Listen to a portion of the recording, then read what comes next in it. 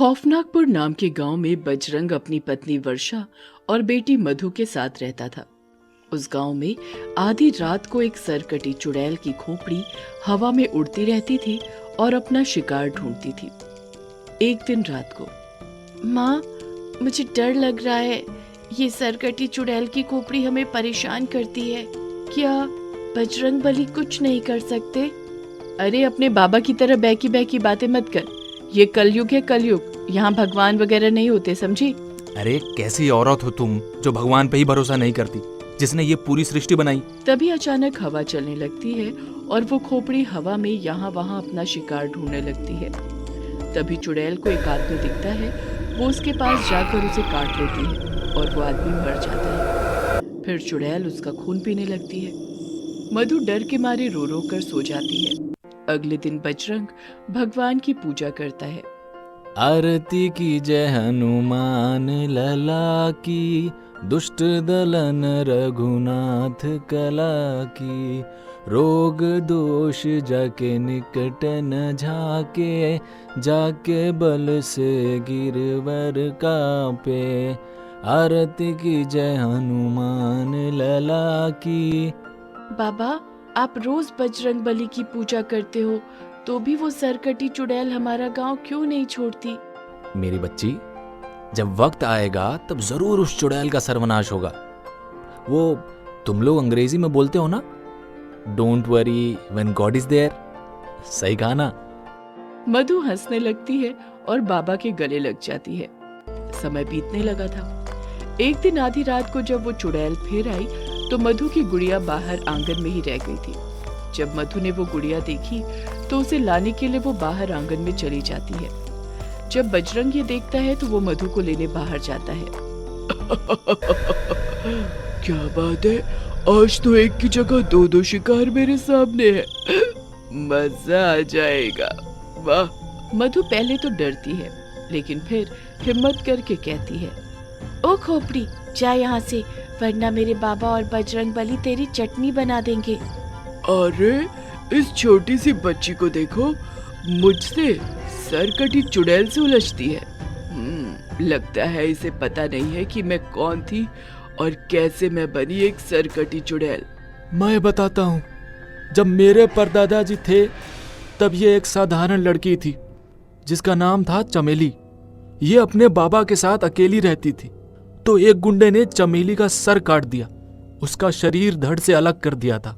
वो धड़ फिर उसी घर में पड़ा रहा और बाकी का शरीर गांव वालों ने जला दिया था। तभी से ये चमेली चुड़ैल बन गई और सिर्फ इसका धड़ यहाँ वहां भटकता रहता है। तब तो आंटी आपको बहुत तकलीफ होती होगी ना, यूं बिना शरीर के? हमें इस सरकटी चुड़ैल को मोक्ष दिला देना चाहिए। सरपंच जी, आप सब गांव वाले यहाँ आ जाओ, हम सब मिलके हनुमान जी को याद करेंगे।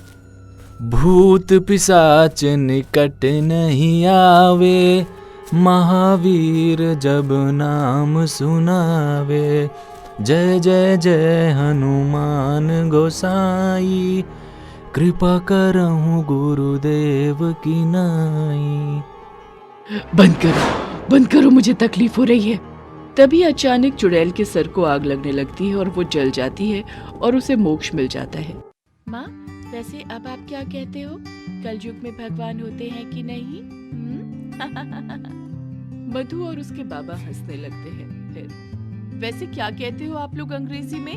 Don't worry when God is there. सच ही है, मान गई मैं भी। सब हंसने लगते हैं और साथ में कहते हैं, बजरंग बली की जय। रात को 8 बजे के समय दिनेश ऑफिस से घर आकर एक पार्क में अकेले एक बेंच पर बैठ जाता है। पार्क में छोटे बच्चे फुटबॉल खेल रहे हैं। इन बच्चों का सही है, दिन भर खेलते रहो, कोई टेंशन नहीं।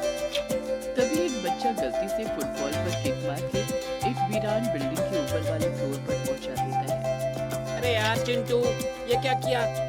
उधर से तो अब सुबह में ही बॉल ला पाएंगे, अब कैसे खेलें? अरे ये देखो, इधर झाड़ी में मुझे ये ब्लैक कलर की फुटबॉल मिली। ये तो कोई पोटली लग रही है। चलो चलो, तब तक इससे खेलते हैं। बच्चे उस काले कपड़े की पोटली को फुटबॉल बनाकर खेलने लगते हैं। ये बच्चे खेलने का कोई ना कोई जुगाड़ ढूंढ ही लेते हैं। दिनेश को हल्की नींद आ रही थी। वो कुछ देर उसी बेंच पर सो जाता है। 10 बजे दिनेश की नींद खुलती है। पार्क खाली होता है, सब जा चुके होते हैं। दिनेश के सामने वही काली पोटली पड़ी होती है जिससे बच्चे खेल रहे थे। दिनेश पोटली को हाथ में लेता है। पोटली थोड़ी सी खुल चुकी होती है। दिनेश पोटली को धीरे धीरे खोलता है और पूरा खोलते ही उसकी जोर से चीख निकल जाती है। उस पोटली के अंदर एक औरत का कटा हुआ सर होता है। ये क्या है? दिनेश को समझ नहीं आ रहा होता कि वो क्या करे। वो सहम जाता है। 4-5 मिनट बाद वो कुछ सोचने की हालत में आता है। शायद मुझे ठीक से चेक करना चाहिए। हो सकता है कहीं ये कोई नकली पुतला हो। दिनेश उस कटे हुए सर को अपने हाथ में लेकर देखने लगता है। उस सर की आंखें बंद होती हैं। देखते ही देखते अचानक उसकी आंखें खुल जाती हैं और दिनेश को देखने लगती हैं। दिनेश जोर से चीख पड़ता है और जोर से उस सर को हवा में उछालकर वहां से भाग जाता है। बचाओ! बचाओ! हाफता हुआ भागता हुआ दिनेश अपने घर पहुंच जाता है। घर पर ओ साकी साकी रे साकी साकी, 4 घंटा हो गया है आज, सारा खाना बनाना है बाकी। ओ साकी साकी रे साकी साकी, 4 घंटा सो गई आज, सारा खाना बनाना है बाकी। तभी हाफता हुआ दिनेश आता है। हे भगवान, सच सच बताओ कहाँ मुंह काला करवा के आए हो जो ऐसे हंस रहे हो? हे भगवान, ये औरत तो जब देखो शक ही करती रहती है।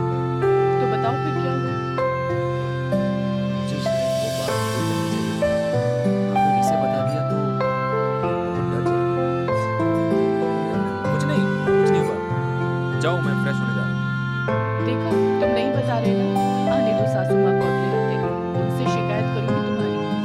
दिनेश फ्रेश होने चला जाता है। दिनेश बाथरूम से बाहर आता है। हॉल में अंधेरा होता है। संगीता घूंघट करके सोफे पर बैठकर टीवी देख रही होती है। टीवी पर गाना चल रहा होता है। जानू मेरी जान, मैं तेरे कुर्बान, मैं तेरा तू मेरी जाने सारा हिंदुस्तान। ओहो, आज तो रोमांटिक मूड में लग रही हो। दिनेश सोफे पर संगीता के साथ बैठ जाता है। अरे वाह, आज घूंघट कर रखा है मुझसे। पता है, मैं तुम्हारे लिए हार लेकर आया था आज। रुको, तुम्हें पहनाता हूँ। दिनेश संगीता को हार पहनाने लगता है, पर जैसे वो हार पहनाने के लिए घूंघट हटाता है, अंदर कोई सर ही नहीं होता। वो एक बिना सर का धड़ होता है। बचाओ! बचाओ! अचानक उस बिना सर के धड़ से आवाज आने लगती है। मेरा सर कहाँ है? मेरा सर कहाँ है? दिनेश भागता हुआ अपने रूम में जाता है। रूम में वो देखता है कि असली संगीता हवा में बेहोश होकर उड़ रही होती है और एक चाकू उसकी गर्दन के आसपास डोल रहा होता है। संगीता! मेरा सर वापस ला, वरना मैं इसका सर काट कर लगा लूंगी। नहीं, मेरी पत्नी को छोड़ दो। तुम क्या चाहती हो मुझसे? मैं एक घर में नौकरानी का काम करती थी। एक दिन उस घर के मालिक ने मेरे साथ जबरदस्ती की। जब मैंने कहा कि मैं पुलिस को बता दूंगी, तो उस घर के लोगों ने मेरा गला काटकर मुझे मार डाला। अब वो बहुत दूर चले गए हैं। मुझे उनसे बदला लेना है। बिना सर के मैं इतनी दूर नहीं जा सकती। मुझे मेरा सर ढूंढ कर ला। मैं जाता हूँ, अभी जाता हूँ। मेरी वाइफ को कुछ मत करना। दिनेश दौड़ता हुआ उसी पार्क के पास वापस वो सर ढूंढने जाता है। उसे वो सर कहीं आसपास नहीं मिल रहा होता। हे भगवान, वो सर नहीं मिला तो मेरी संगीता का गला काट देगी वो भूतनी। दिनेश को याद आता है जब उसने सर हाथ से फेंका था, तब पानी की आवाज आई थी। शायद इस पास के तालाब में मैंने वो सर फेंक दिया। हाँ। दिनेश झट से पानी में कूदता है और तालाब के नीचे हर जगह ढूंढता है। कुछ दूरी पर उसे आखिरकार वो कटा हुआ सर मिल जाता है। वो फौरन उसे उसी काले कपड़े में लपेटकर घर ले आता है। घर लाते ही वो सर उसके हाथ से छूटकर उस शरीर में जाकर लग जाता है और भूतनी वहां से गायब हो जाती है। संगीता जमीन पर गिर जाती है और उसे होश आता है। संगीता, तुम ठीक हो ना? हाँ मैं ठीक हूँ। क्या हुआ था अभी? दिनेश संगीता को सारी बात बताता है। अगले दिन दोनों घर के खाली हॉल में टीवी पर न्यूज देख रहे होते हैं। जौनपुर में एक हैरान करने वाला किस्सा सामने आया है। अचानक एक परिवार में एक साथ सबकी मौत हो गई। हर एक की मौत सर कटने से हुई है। सभी की बॉडी खून से लथपथ घर में ही है, पर किसी के भी सर का कोई अता पता नहीं। आपको बता दें, 2 दिन पहले इस परिवार पर अपनी नौकरानी को मारने का आरोप लगाया गया था, जो कि अभी भी लापता है। हे भगवान, ये काम उसी सरकटी भूतनी का है